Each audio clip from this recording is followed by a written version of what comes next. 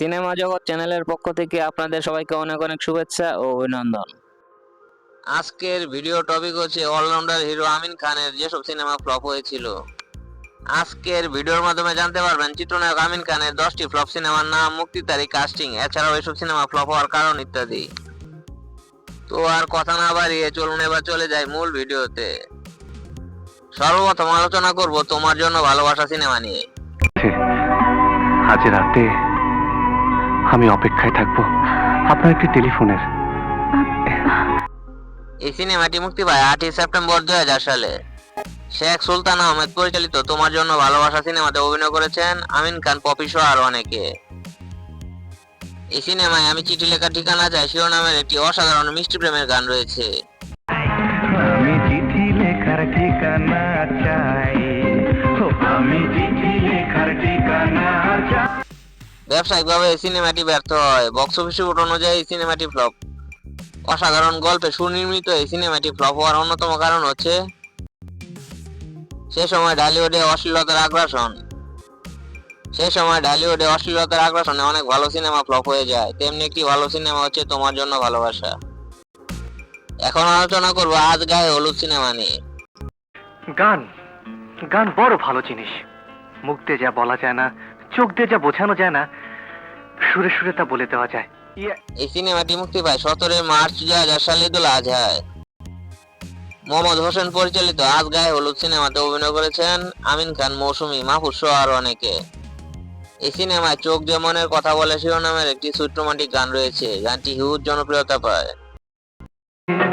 চোখ যে মনে কথা বলে, চোখে চোখ রাখা শুধু।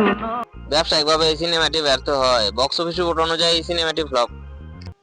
সুন্দর গল্পে সুনির্মিত এই সিনেমাটি ফ্লপ হওয়ার অন্যতম কারণ হচ্ছে তখন চিত্রনায়িকা মৌসুমীর রোমান্টিক ইমেজ নষ্ট হয়ে যাওয়া। চিত্রনায়িকা মৌসুমী বিয়ের পরে বেশ মুটিয়ে যায়, তাই তখন তার রোমান্টিক সিনেমার ইমেজ নষ্ট হয়ে যায়, যার ফলে এই সিনেমাটি ফ্লপ হয়ে যায়।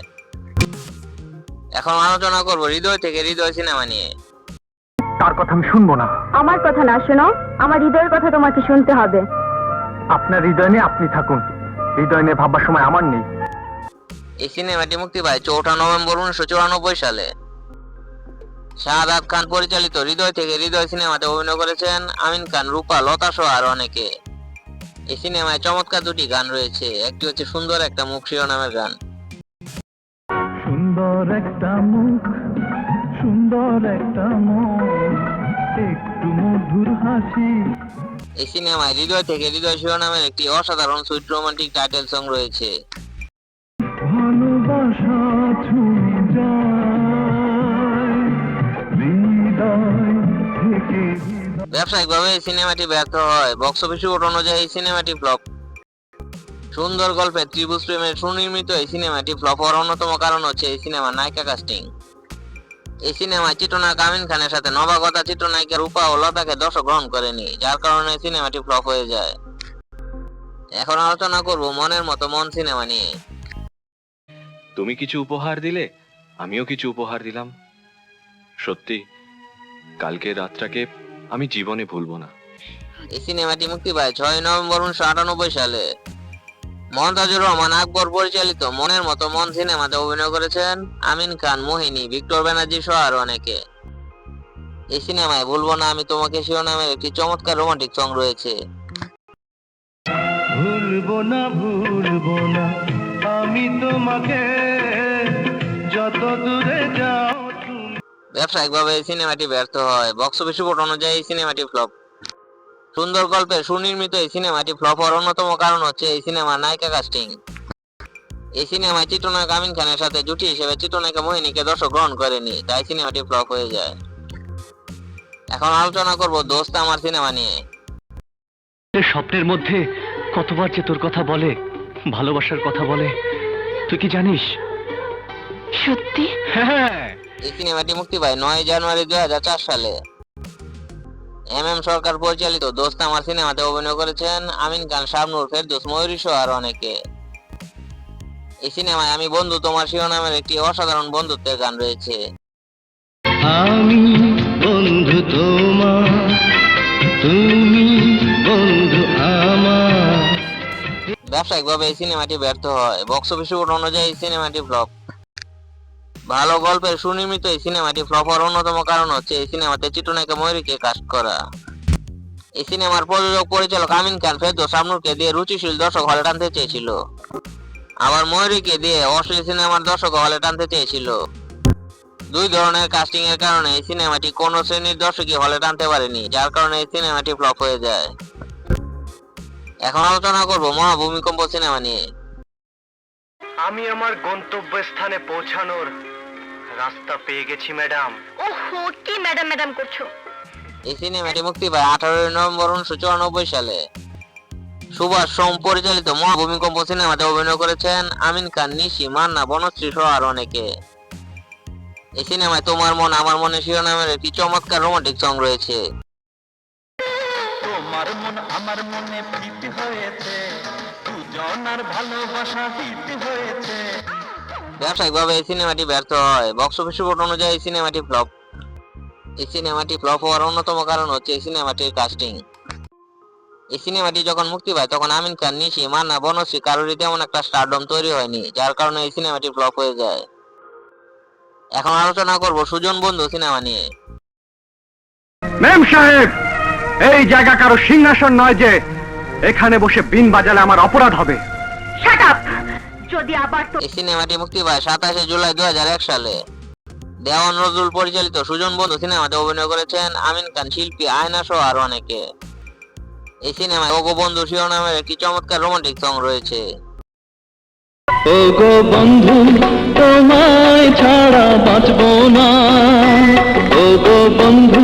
ব্যবসায়িকভাবে এই সিনেমাটি ব্যর্থ হয়, বক্স অফিস রিপোর্ট অনুযায়ী এই সিনেমাটি ফ্লপ।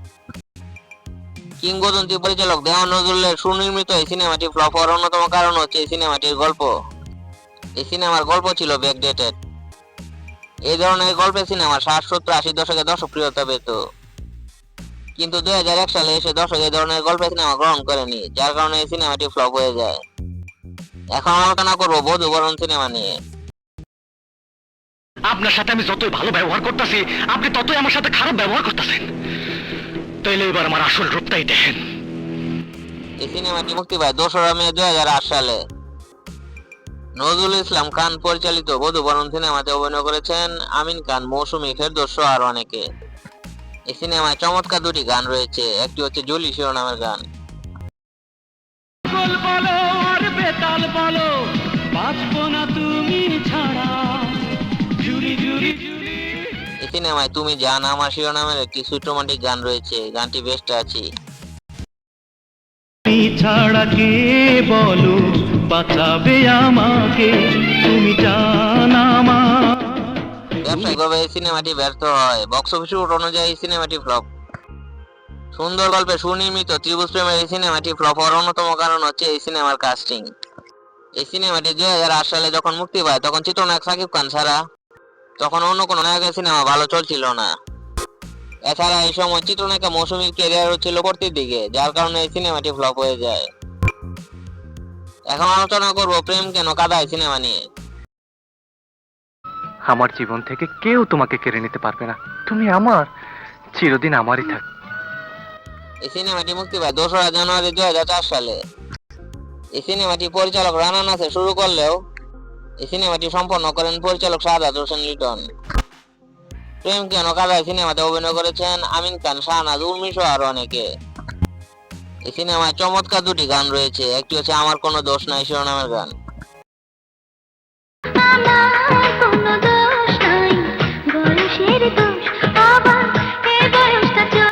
এই সিনেমায় কি করে কি ভেবে শিরোনামের একটি অসাধারণ রোমান্টিক সং রয়েছে, গানটি বেস্ট আছে।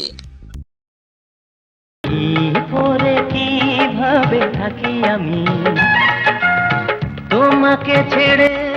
সুন্দর গল্পের এই সিনেমাটি ফ্লপ হওয়ার অন্যতম কারণ হচ্ছে এই সিনেমার নায়িকা কাস্টিং। এই সিনেমায় চিত্রনায়ক আমিন খানের সাথে জুটি হিসেবে চিত্রনায়িকা শাহনাজকে ও নবাগতা চিত্রনায়িকা উর্মিকে দর্শক গ্রহণ করেনি। চিত্রনায়িকা শাহনাজ তখন অ্যাকশনধর্মী সিনেমার হিট নায়িকা ছিল, কিন্তু রোমান্টিক সিনেমার ইমেজ ছিল না। পাশাপাশি এই সিনেমাতে নবাগতা চিত্রনায়িকা উর্মিরও পারফর্ম ভালো হয়নি, যার কারণে এই সিনেমাটি ফ্লপ হয়ে যায়। এখন আলোচনা করব অন্ধকার জীবন সিনেমা নিয়ে।